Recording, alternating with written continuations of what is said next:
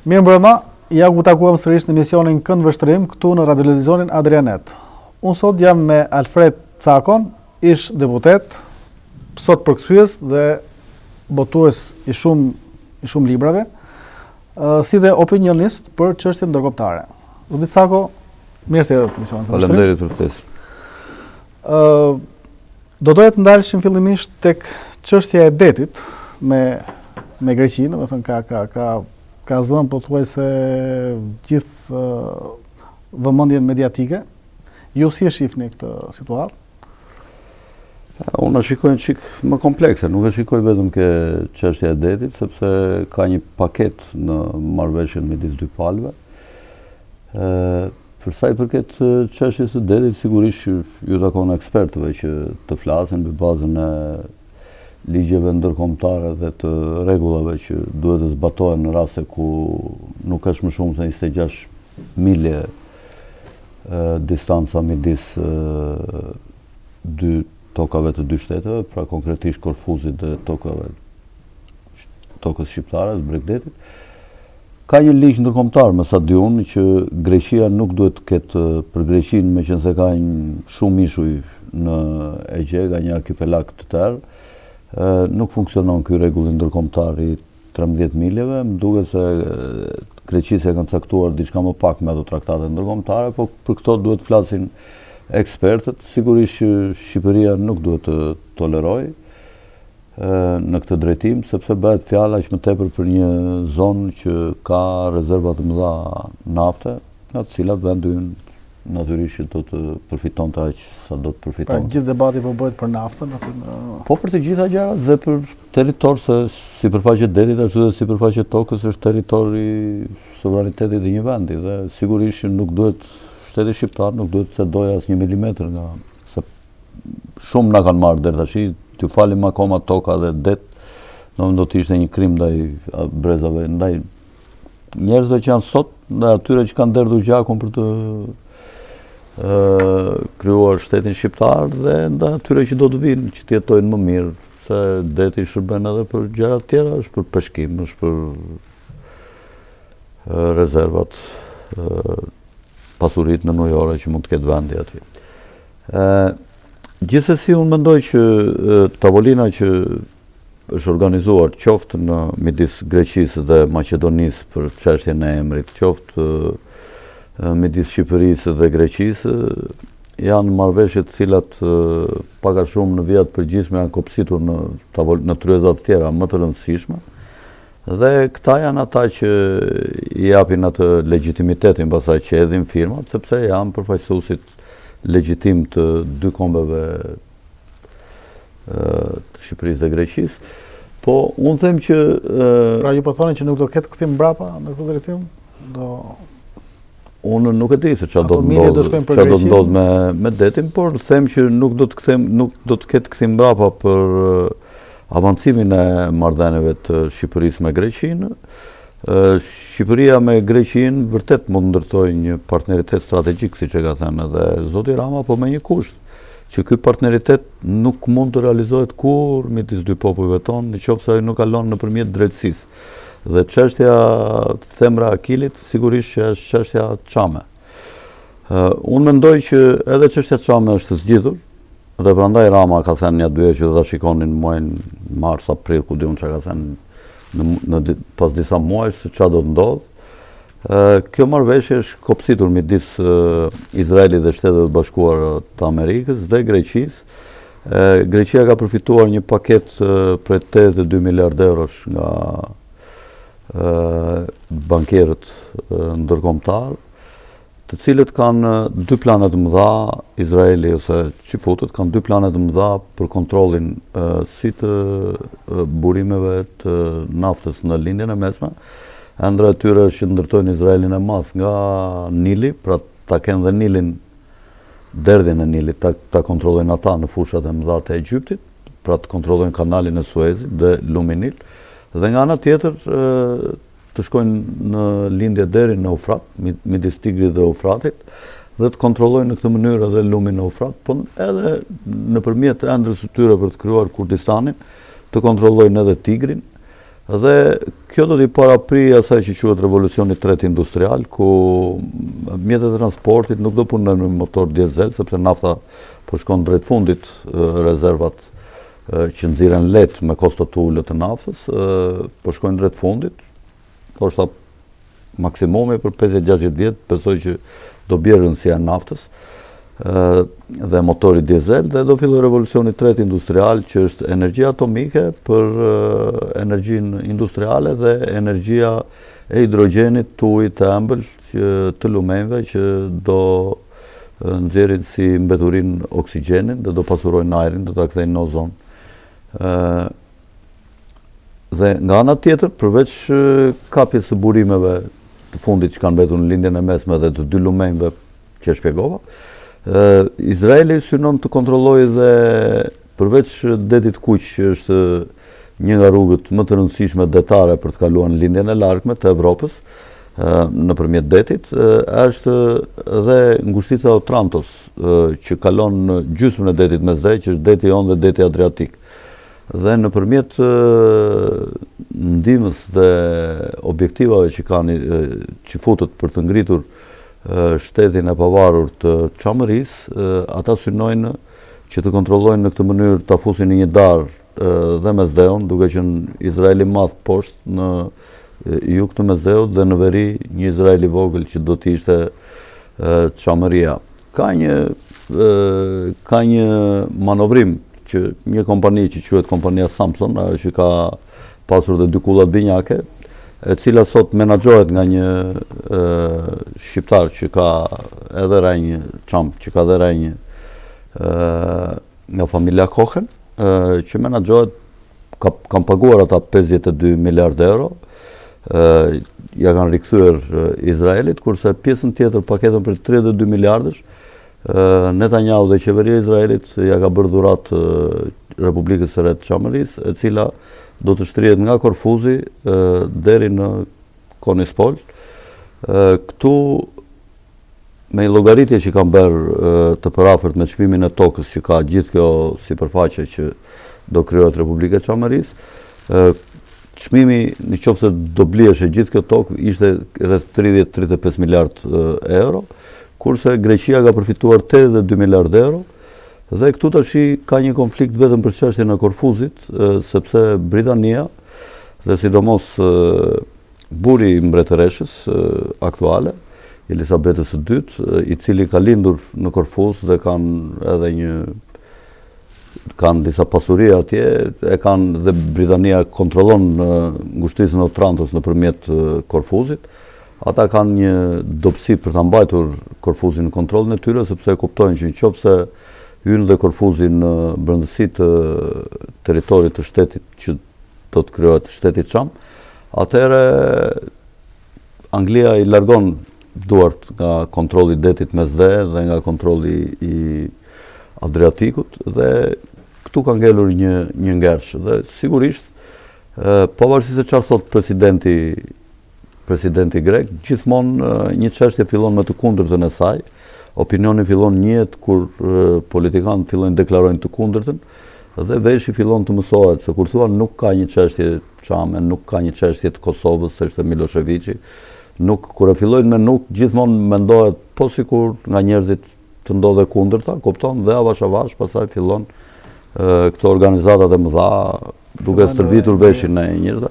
Edhe ato daljet që doli opinioni publik grek në Selanik për emrin e Maqedonisë, kështu se është shumë i ndjeshëm opinioni grek, ashtu siç ka qenë dhe opinioni serb në lidhje me çështjen e Kosovës. Po në fund të fundit ata nuk kanë ndonjë fuqi. Është e vërtetë ajo që dikur ka thënë presidenti Lyndon Johnson në vitin 67 në kohën e kolonelëve, i ka thënë ambasadorit kolonelëve në Washington, i ka thënë pasi i dha 2 këshilla ose 2 urdhra, të themi, çfarë duhet bënte Greqia, ai e kundërshtoi, tha, ne jemi një vend sovran që s'pyesim. Edhe ky i tha që, dëgjoj, di çfarë ju, tha, ju jeni një milingon, tha, që kalon këtu poshtë, kurse ne, tha, Amerika jemi elefanti, tha, dhe po të na vejnë në mendje, tha, ty shkelim, tha, e kupton ti se çfarë ndodhi, tha, prandaj, tha, bëni këto që po ju themi. Sepse i kërkovi dy gjëra në lidhje me të moderonin politikat me Turqinë në lidhje me atë ishullin e Qipros, dhe e dyta i kërkoi që të lirohej Giorgio Papandreou plak që themeloi PASOK-un, cilin e futi në burg Papadopulli, generali i atëhershëm. Edhe ky e kundërshtoi. Kjo ishte arsyeja, po e kam fjalën që Greqia pavarësisht se mund të duket kështu sikur ka opinion, po është një vend i vogël, një territor i vogël që menaxhohet lehtë dhe aq më shumë që ndodhet në një krizë të madhe ekonomike, dhe aq më tepër që i ka marrë këto lek dhe opinioni grek ka përfituar nga kjo paketë e madhe që domethënë ja kanë marrë dyer lëkurën berit, duke njëherë i dëbuan çamët, e dyta nuk ju dhan fitimin e munguar për gjithë ato prona që u shfrytzuan për 60-70 vjet, dhe e treta tash po marrin përsëri lek për një gjë që s'e kanë pasur kurrë, për të rikthyer përsëri çamët aty. Dhe prap opinioni grek kërkon përsëri të përfitojë dhe nuk ka dalë, për shembull, nuk kemi dëgjuar njerëz të rëndësishëm që të dalë dhe të thonë që ora, kjo çështje duhet zgjidhur dhe miqësia me Shqipërinë kalon vetëm nga drejtësia e zgjidhjes së çështjes çame. Nuk është puna se ne flasim kështu se jemi shqiptarë dhe na intereson, por sepse kështu është e vërteta. Unë për shembull e mendoj që nëse do kishte ndodhur një gjë e tillë me shqiptarët dhe grekët tu që kishte ndodhur një genocid, unë e di që shumë shqiptarë, analistë, opinionistë, do ngriheshin kundër politikës së shtetit shqiptar, nëse do sillesh kështu siç po sillet Greqia me çamërinë sot, ose siç është sjellë 25 vjet. Do dilin shumë njerëz që do të thëshin ne dalë se këta kanë të drejtë. Kurse atje ka një reakcion nacionalist të jashtëzakonshëm edhe në këto qarqet e larta intelektuale, dhe kjo është një diçka që e nxjerr Greqinë shumë anakronike, shumë me një panoramë, një pamje shumë të keqe. I pas ka rënjët shumë thella, zoti Cako, domethënë nga analiza që bëra.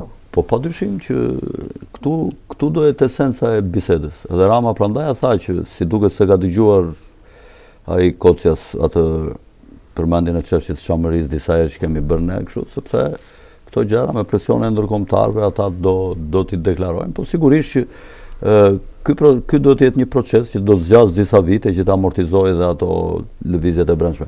Po gjithë ajo opinioni që doli atje gjoja për Maqedoninë, në fakt ata e ndjejnë që çamëria ju ka ikur dhe po përpiqen të bëjnë një kërcënim, domethënë një që ne nuk ju tolerojmë për gjëra të vogla siç është emri i Maqedonisë, jo që të falet çamëria, se kështu e quajnë ata, të falur, kupton, një territor të cilin 60%, 70% e kanë pasur shqiptarët gjithmonë në histori. Dhe kjo do jetë një proces që mund të bëhet me 2-3 faza brenda disa vjetëve, që në fillim shqiptarëve për shembull ku janë tokat e lira dhe ku janë trojet e lira, se gjithë ato tokat atje nuk janë privatizuar. Gjithë janë në qiraj, janë dhe banorëve që kanë ardhur me traktatin e Lozanës, grekëve ose shqiptarëve ortodoks që ngelen aty, që nuk i trazovi qeveria greke për shkak të fesë, sepse përndiqte më shumë muslimanët, dhe do kthehen, do marrin trojet e lira dhe trojet dhe tokat që kanë qenë, do t'u ndërpritet kontrata e atyre që shfrytëzojnë. E dyta është pasaj që do jetë në një marrëveshje me ata që kanë kapur trojet, që kanë ndërtuar me shtëpi, me banesa, me objekte industriale, kupton, do gjendet një marrëveshje. Një lloj investimi që kanë bërë. Po, domethënë palët mund të bien në marrëveshje, për shkakun që njëra palë t'ia bler tjetrës, ose ata të blejnë trojet, ose këta t'u blejnë atyre objektet, mund të kenë të drejtën e parablerjes pala që mund të ketë vlerë më shumë, për shkakun, nëse ka më shumë vlerë trulli, ai mund të lindë drejta të blerë objektin. Këto janë teknikalitete të cilat do të zgjidhen me kalimin e kohës, derisa të kalojë pastaj në këtë lëvizjen irredentiste aty për të shpallur Republikën e Çamërisë dhe do krijohet një shtet më vete. Ka një plan ka 3-4 skenar nga amerikanët, të cilët kanë ndërtuar sot për 50 vjetësh atë që quhet Pax Americana, që në fakt e quhet Pax Judaika për shkak se politika amerikane udhëhiqet nga xifutët. E përshkova një çik më parë kush janë interesat e xifutëve në lidhje me Çamërinë, kurse në lidhje me Ballkanin interesat e tyre janë që të ndërtojnë një bashkim vendesh në një konfederat që nga Bosnja, duke përfshirë Sanxhakun, e kam thënë dhe në një emision tjetër, duke futur Kosovën, Malnezi, Shqipërinë dhe Maqedoninë, deri në gjirin e Ambrakis, poshtë Artës, në Prevez, dhe kjo, po ta shikosh në Artë, ka formën e një shigjete, edhe quhet hark shigjeta muslimane balkanike. Ka 3-4 skenar. Skenari parë është që do bëhet ajo që quhet Latinia. Gjithë kjo, domethënë ku futen këto vende që tash unë, janë me dominim me shumicë muslimane, po që shkruajnë me gërma latine, se në botë nuk ka të tjerë muslimanë, vetëm muslimanë dhe rumelis janë, domethënë, që shkruajnë me gërma latine. Gjithë tjerët kanë gërma arabe ose ku diun gërma të tjera, nuk e di janë dhe Indonezia ato, po. Ky është e para. E dyta pasaj në varësi të faktit nëse do shkëputet Sanxhaku apo jo, i cili mund të shkëmbehet me Republika Srpska në Bosnjë, që të bashkohet me Serbinë dhe këta të lëshojnë Sanxhakun. Mund të ketë këmbime territoriale Mitrovica e Veriut, të këmbehet me Luginën e Preshevës, Preshev Medveç Bujanovc. Pra rajoni dhe në vitin 2023 do jetë i trazuar në periferinë e botës shqiptare. Qofse ndodhin gjithë këto ndryshime, patjetër që po. Po, do jetë i trazuar, do ndodhin me pak konflikt, me pak kështu kupton, janë gjetur ato problem, reagim, zgjidhje, kjo është skema. Ngrihet një problem, ka një reagim nga qeveria që krijon situatin kandeshente dhe pastaj ndrym faktorin ndërkombëtar që e zgjidh. Kupton? Ose ajo teza hegeliane që është tezë sintezë, tezë antitezë, sintezë, kupton?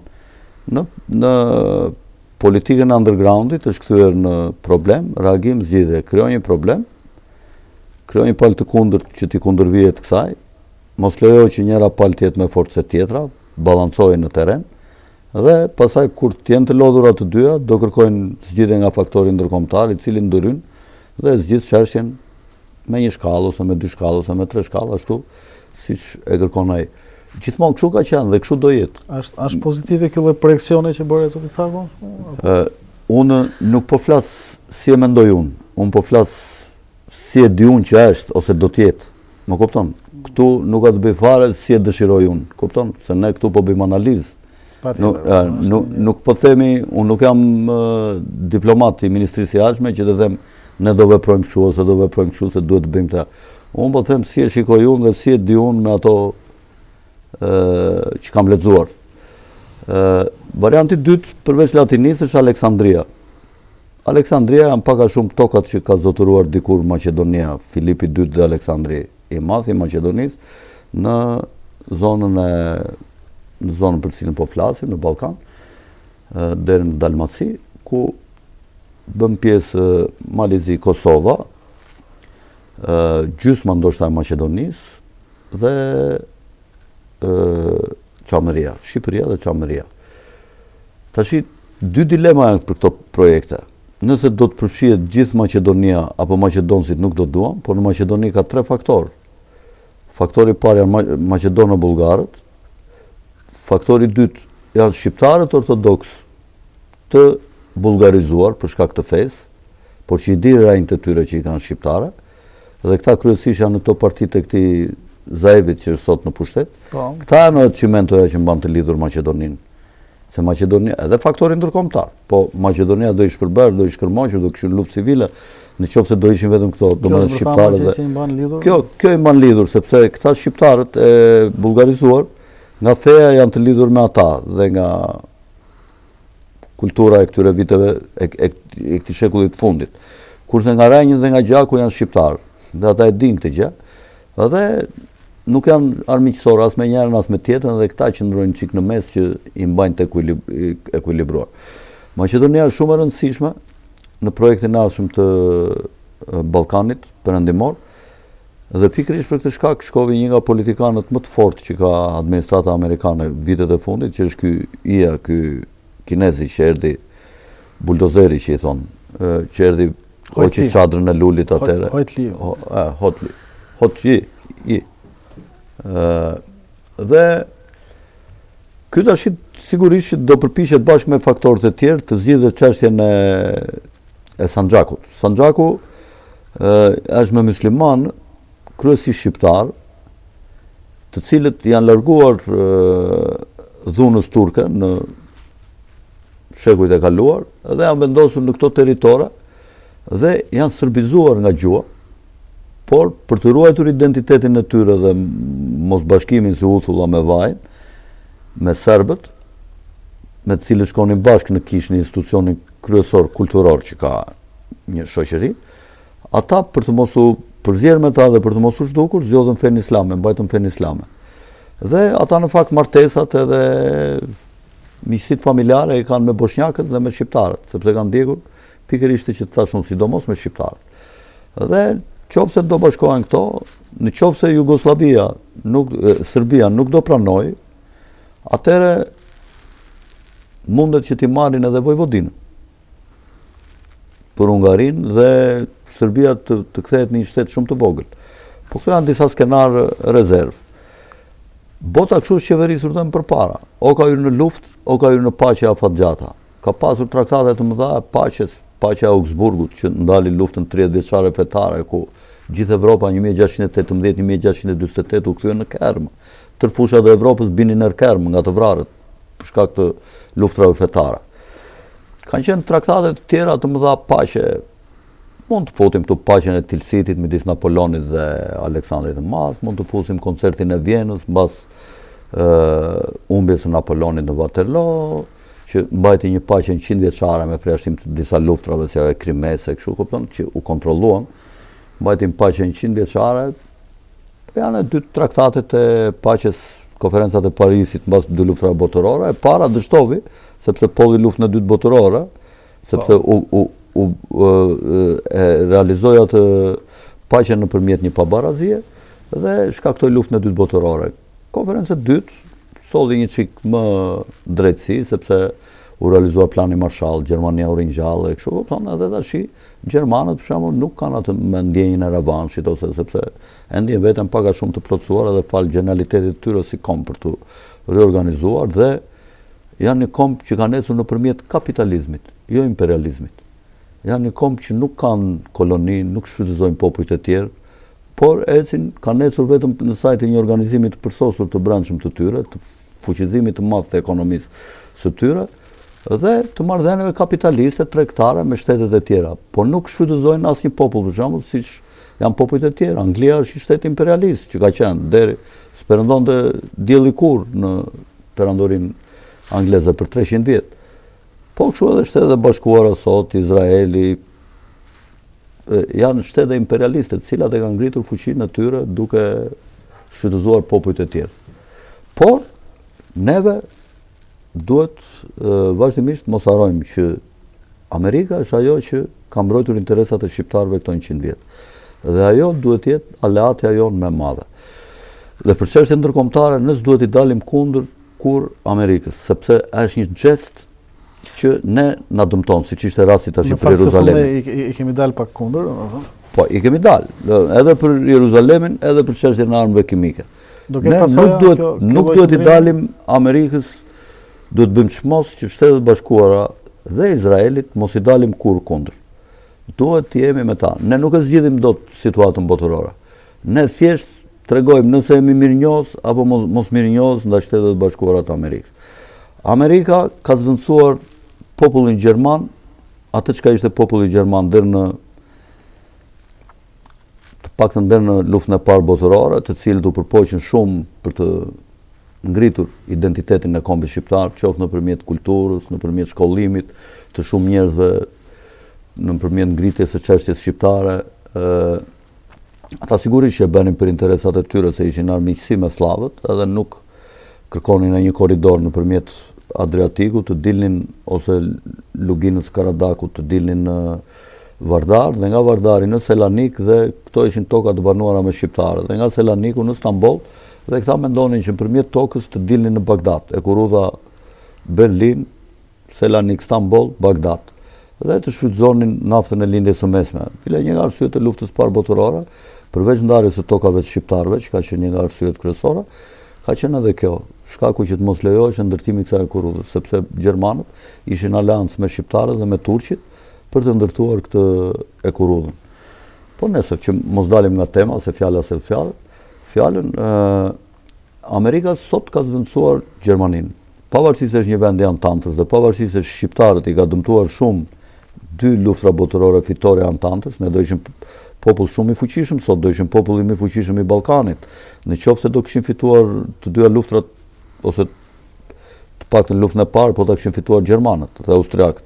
Ne sot do ishim populli lokomotiv i Ballkanit, të gjitha drejtimet. Po ne e quajmë fituam thon komunistët me Antantën, të cilët ishin armiqtë më të mëdhenj të Shqipërisë. Rreth perandorake të Britanisë dhe të Rusisë ishin re që i sollën shqiptarëve shumë rebeshe.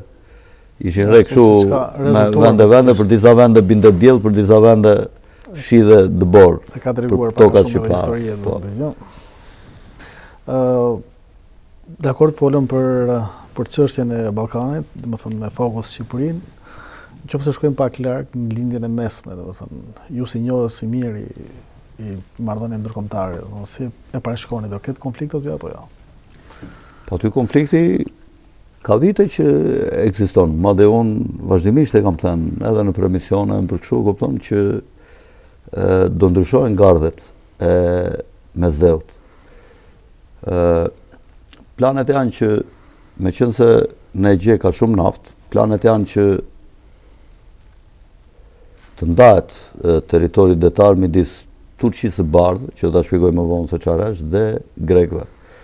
Turqia e Bardhë me kryeqytet Stambollin dhe me një pjesë të bregut lindor të Marmaras do bashkohen bashkë me këto ishuj që janë në kufi me Turqinë në Dodekanes, të bashkohen me Turqinë. Turqia e Bardhë madje ka bërë edhe pazaret si do ndaj dividendin e fitimit të naftës me kompanitë e mëdha offshore multinacionale të naftës më të fuqishme që janë këto të David Rockefellerit, kompanitë 7 motrat e Teksasit që quhen, edhe me kompaninë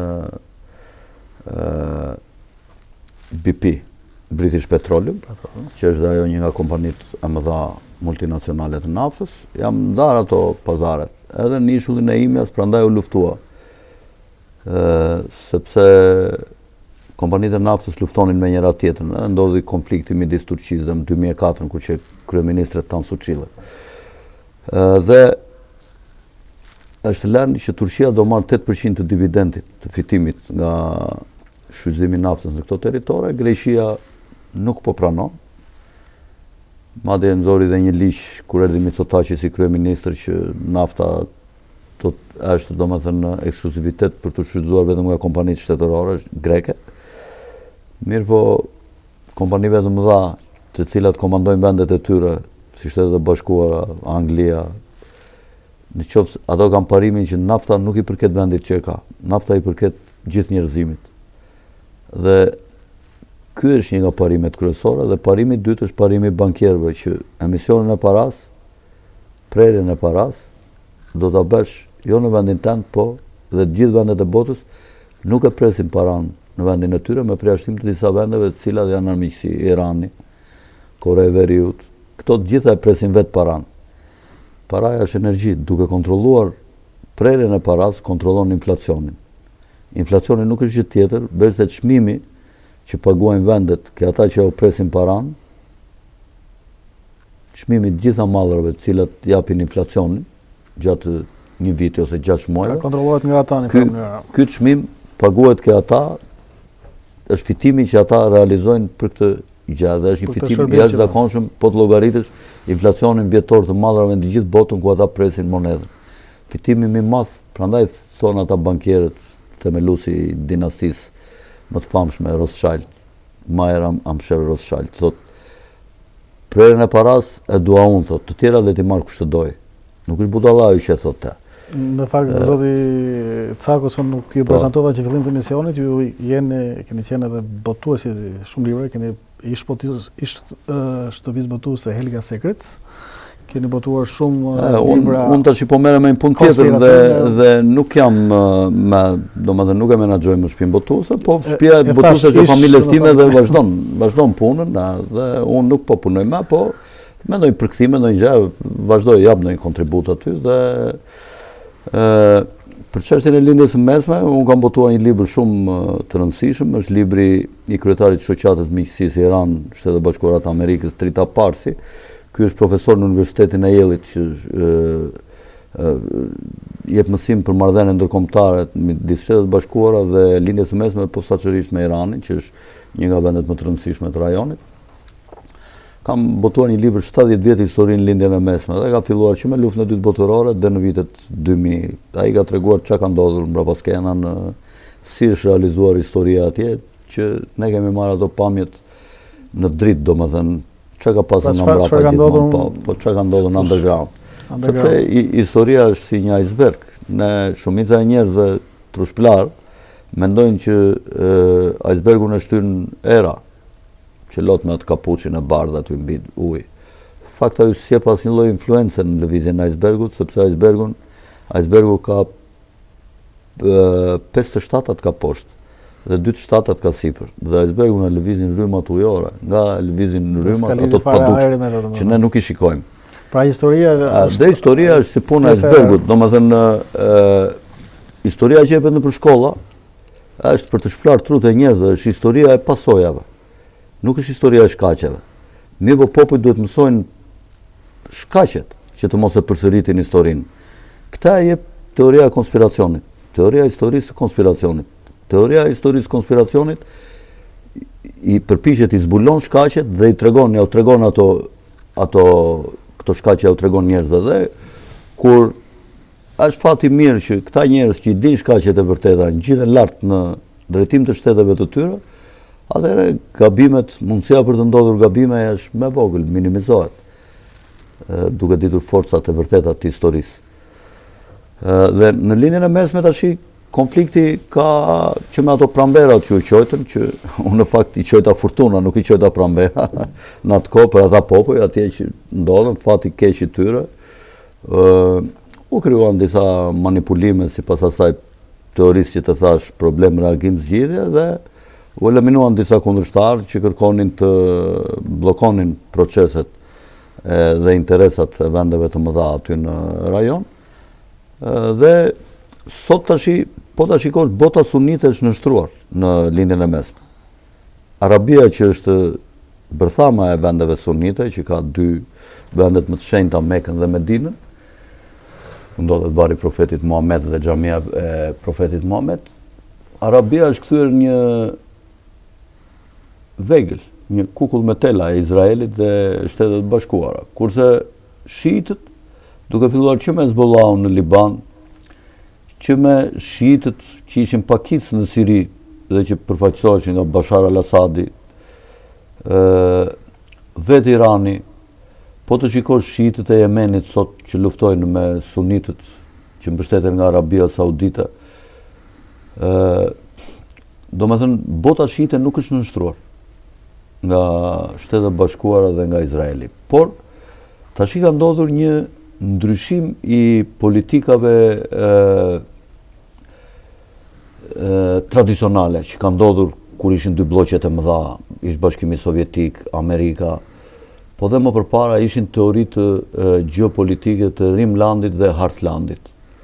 Rimlandi ishin vendet buzë ujrave, deteve të kripura, brezat të gjerë, territoresh, të cilat rinin në koalicion me njëri tjetrin, dhe që quhej koalicioni perëndimor, kurse Hartlandi fillonte kryesisht nga Polonia, Ukraina, ish Bashkimi Sovjetik i vjetër, që ka qenë ajo është Hartlandi ose Tokzemrat, po ta shqiperojmë. Tashi, po të shikosh, Rimlandi ose Shtetet e Bashkuara, që janë gjysmë ishull, Anglia që janë gjysmë ishull, Franca, Gjermania që janë vendet të Rimlandit, kanë ndryrë në politikat e vendeve të Hartlandit të dikurshëm, siç janë Gjeorgjia, siç janë Ukraina, Polonia, vendet baltike, dhe po përpiqen të krijojnë ato politikat e mbrojtjes antiraketore për të pasur pasaj në kontroll gjithë Bashkimin Sovjetik dhe territoret e tij të pamata të pafund në Azi, pasuritë mëdha minerare, të mbi tokës dhe të nën tokës, të cilat ata sot nuk po mundin dot t'i kontrollojnë në masën që ata dëshirojnë. Në kohën e Jelcin Pjanecit, këta arritën shtinë në dorë nëpërmjet disa kompanive që i ngritën vetë, në fushën e naftës, në alumin, në boksitet, në media, në sportet, filluan t'i kontrollonin nëpërmjet qifutëve rusë, të cilët u financuan nga bankierët jashtë Rusisë dhe me makinacionet shumëta filluan ta shtinin gjithë ekonominë ruse në dorë, duke u përpjekur ta merrnin nga brenda në mënyrë të qetë. Mirë po, kur erdhi Jelcini, i goditi këta të gjithë, e dim ne që shumë manjat që nga Abramovic e këta me radhë gjithë u dëbuan, dhe sot imperializmi botëror me në krye Amerikën dhe Izraelin e kanë të vështirë që të kontrollojnë Rusinë për sa kohë të paktën që ka qenë Putini. Kurse Putini, po të shikosh, ka prishur rregullat e lojës, ju është kundërpërgjigjur këtyre, duke u futur në vende që janë territore të Rimlandit, që domethënë gjithë të kohë që kanë qenë blloqet e mëdha ushtarake, NATO, Traktati i Varshavës, Rusia nuk ka hyrë në lindjen e mesme. Tashi ka ndërhyrë në Siri për shkak të bllokimit të agjendës politikave izraelite dhe amerikane në lidhje me rajonin. Erdogani, edhe me një puç të dështuar kundër Erdoganit, që ka mundësi që ta ketë bërë dhe vetë ai, gjë të cilën unë nuk e besoj. Unë nuk e besoj. Unë mendoj që është organizuar nga perëndimi e eliminimi i Erdoganit. Ky u përpoq domethënë që të mos lejonte ndarjen e Turqisë në 3 pjesë, në Kurdistan, në Turqitë Zezë dhe në Turqi të Bardhë. Turqia e Zezë është popujt turq të ardhur nga Azia, popujt turanik, kurse Turqia e Bardhë është kryesisht kjo pjesa që thash unë me dominancë me popullsi nga Rumelia, që janë shqiptar, bullgar, serb, grek, bosnjak, shumica e tyre, dhe po të shikosh Stambollin, shumica nga këta përbehet. Këtë proces e bllokovi Sadami, i cili në fillim mori pjesë në planin për shkatrimin dhe ndarjen e Sirisë, kurse tashi mbas grushtit të dështuar të shtetit, që ajo akuzon atë organizatën FETO të gylenistëve, ky e quan domethënë organizatën FETO sponsorizuar nga shërbimet sekrete amerikane, madje tashi Erdogani ka filluar ta lëshoj gojën kështu pa dogan fare, duke akuzuar nga do Amerikën dhe Izraelin, dhe po bllokon procesin e krijimit të një shteti kurt në kufirin midis Iranit, Irakut, Sirisë verilindore dhe Turqisë. Sepse ky proces pasaj nëpërmjet asaj partisë të punëtorëve të Kurdistanit do të shtrihej deri në Diyarbakir të Turqisë dhe deri në Erblin të Iranit. Madje mendohet që nëse ky do krijohej ky shteti i Kurdistanit, nëpërmjet tij mund të destabilizonin Iranin, sepse në kufi janë rreth 3 milion deri 5 milion kurd, megjithëse nuk dihet shifra e saktë e kurdëve, mund të ketë edhe fryrje. Këto agjensit pro-kurtëve perëndimore thonë që janë rreth 32-33 milion kurd në rajon, kurse turqit thonë që nuk ka më shumë se 17-18 milion në të gjitha shtetet. Nuk dihet se si është e vërteta. Turqia është lidhur tash me Rusinë, madje i blevi dhe armatime 2.2 miliard euro para pak kohësh. Dhe shohim një tendencë afrime edhe me vendin tonë, domethënë të Turqisë. Të Turqisë, Erdogan ose të Ramës me Erdoganin më saktë. Turqia vazhdimisht ka qenë në aleancë me shqiptarët në Ballkan, po në planin e politikave drejtuese, domethënë se cili klan do të jetë në Turqi, nuk jep dot ndonjë ndikim Shqipëria, pothuajse as pak. Unë mendoj që Erdogani do përfundojë në mënyrë tragjike. Ky është mendimi im. Këta kanë pasur edhe një kryeministër tjetër në vitet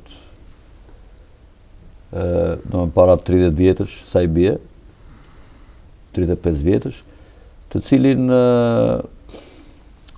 turqit vetë, se ju kundërvua elitës botërore, turqit vetë e morën dhe e varën në litar dhe e kanë tërhequr zvarr.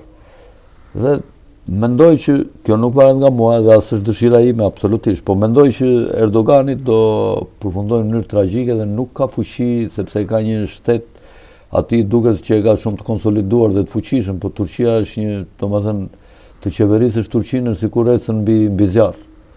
Është një shtet jashtëzakonisht i vështirë, është një popull, një shoqëri shumë e diversifikuar, që në qoftë se shërbimet e fuqishme sekrete ndryjnë e kanë të vështirë, e kanë goxha të lehtë të asgjësojnë. Megjithëse ky ka krijuar një shërbim sekret shumë të fortë dhe po e ndihmon edhe Putini, me të cilin ka lidhur aleancë mbas 300-400 vjetëve armiqësi të madhe, me përjashtim të kohës kur erdhën bolshevikët dhe kohës Ataturkut, që u krijua një klim normalizimi ose edhe paksa miqësore, sepse e kanë ndihmuar njëri tjetrin në raste të veçanta. Ky është një rast i veçantë, thuaj generalisht, që Turqia me Rusin të krijojnë vllazëri, miqësi, domethënë. Kjo sigurisht është nga lart, se popujt nuk krijojnë dot miqësi sepse ka shumë gjak në mes tyre nga historia. Dhe çështja e fundit, zoti Cako, ndoshta duke ardhur afër vendit ton, reforma në drejtësi. Si e parashikoni si proces? Mua nuk të më pëlqente shumë, domethënë të flisja gjatë për këtë, po do ta jap një opinion, meqense më pyetë si e mendoj unë. Unë them që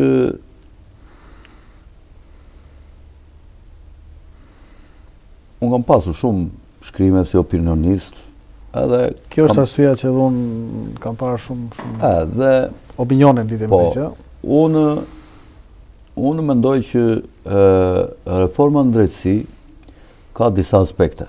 Në rast të parë, ashtu siç është lufta në Turqi kundër Erdoganit, për të nënshtruar atë elitën nacionaliste të popullit turk, i cili nuk lejon për shembull realizimin e planeve të elitës botërore, edhe në Shqipëri, kjo në rast të parë është për të nënshtruar elitën shqiptare dhe për t'i bërë gjithë ata që do vinë më mbrapa të urtë, duke u treguar gogolin që do përfundosh kështu nëse nuk bindesh.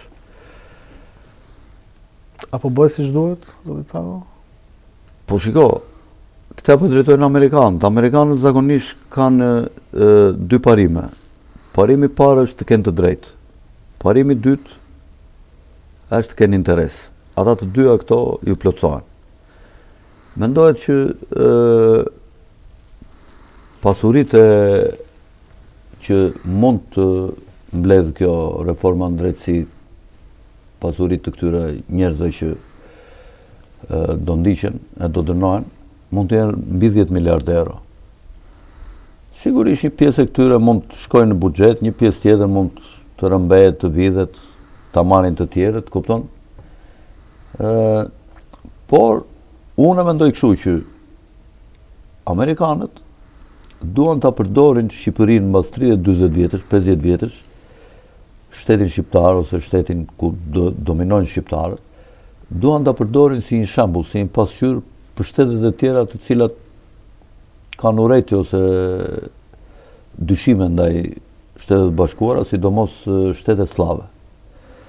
Serbia ose edhe Greqia deri diku, pavarësisht që si dashnore perëndimit Greqia, po Greqia i ka lidhje fetare shumë të forta dhe bën pjesë në botën ortodokse, është shumë e lidhur shpirtërisht me rusët, me rumunët, me popull slav.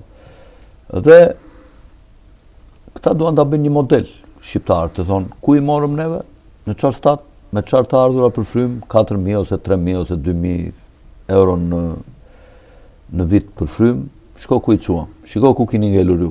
Paga shumë do fillojë luftë ftohtë mbasi të rikonfigurohet Ballkani. Dhe palët do tregojnë fuqinë e tyre. Ato që dohen me lindjen do tregojnë se deri cilat janë limitet e tyre në një kohë të caktuar që mund të shkojnë në zhvillimin ekonomisë, prosperitetit, sigurisë dhe ku do shkojnë këto vende tona. Jo më kot është ngritur dhe një bazë fuqishme ushtarake në bon stil nga amerikanët. Pikërisht për këtë është ngritur që ata ta kontrollojnë rajonin nga ndërhyrje të ndryshme nga ndonjë luftë e mundshme eventuale midis shteteve dhe ata ndodhen aty për të dhënë siguri shqiptarëve. Dhe është në interes shqiptarëve, sigurisht dhe në interes të tyre. Po dy arsye janë që shqiptarët nuk kanë nga të orientohen tjetër veçse nga perëndimi. Bota slavo-ortodokse e Ballkanit është sjell shumë në mënyrë miqësore këto 120 vjet me shqiptarët.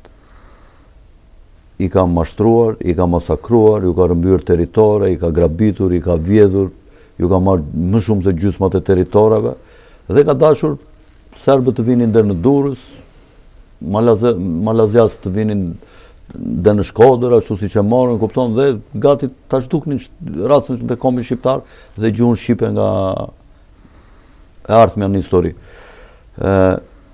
Rrethanat historike dhe sidomos Shtetet e Bashkuara të Amerikës e kanë ndihmuar Shqipërinë që të ngelesh më kam gjithë të kohë dhe për shembull këtu ka 70 vjet që qeverisin politikanët e Antantës. Edhe sot politikanët e Antantës i ke të gjitha.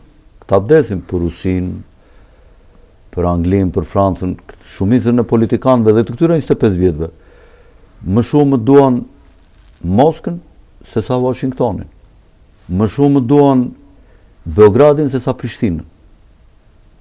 Më shumë duan Athinën se sa Romën, politikanët. Kurse populli është e kundërt. Politikanët janë politikanë të Antantës. Me që përmende Beogradin dhe Prishtinën, si e komentoni vrasjen e fundit me intervist? Të kujt, të këtij Ivanovicit? Ivanovicit, apo ishte thjesht shiko, atë pjesën underground, domethënë se një politikan, sidomos në situata të vështira, duhet ta ketë mirë dhe me popullin dhe me babakarlon, i themi neve. Më kupton? Ky e kish prishur me babakarlon. Dhe kur ti i ke rënë të forta në popull, që populli të do, dhe mund të prishësh punën, dhe nuk shkon sipas dirigjimit, atëherë rruga e vetme është të eliminojnë. Ky eliminua sepse ishte pengesë, ishte më mirë se sa duhesh. Më kupton? Kjo ishte arsyeja. Tash më shumë nuk po flas më vetëm